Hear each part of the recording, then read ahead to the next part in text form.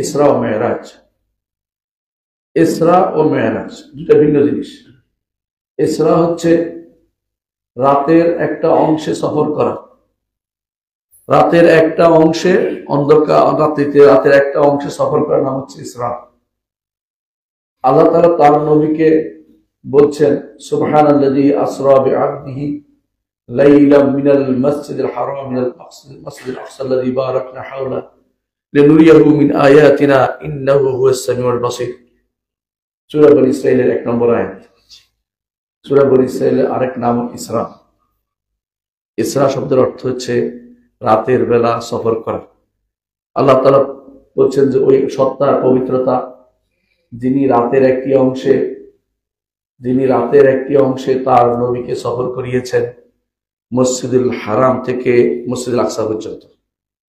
মসজিদুল হারাম হচ্ছে মক্কায়, আর মসজিদুল আকসা হচ্ছে বাইতুল মাকদেস, যেটা এখন ইহুদিরা দখল করে রেখেছে।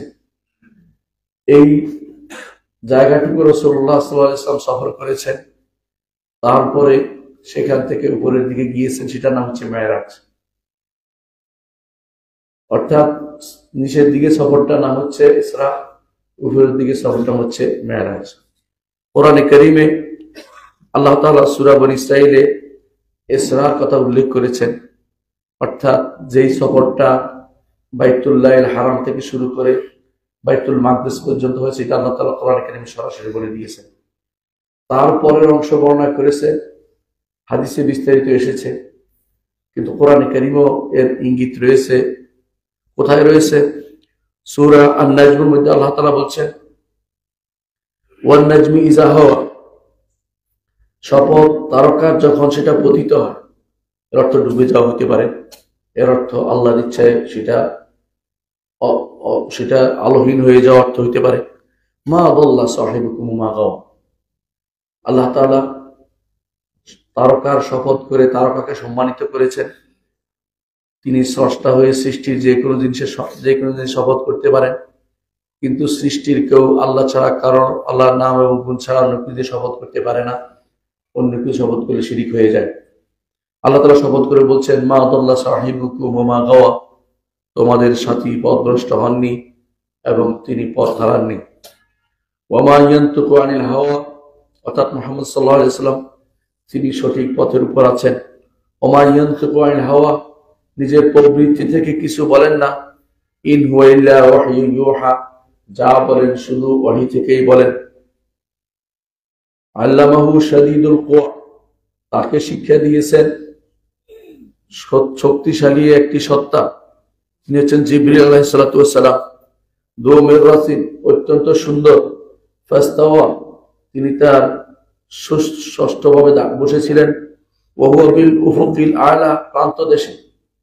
একবার রাসূলুল্লাহ সাল্লাল্লাহু আলাইহি ওয়াসাল্লাম জিবরিলকে প্রান্ত দেশে দেখেছেন, তার 600 ডানা বিশিষ্ট।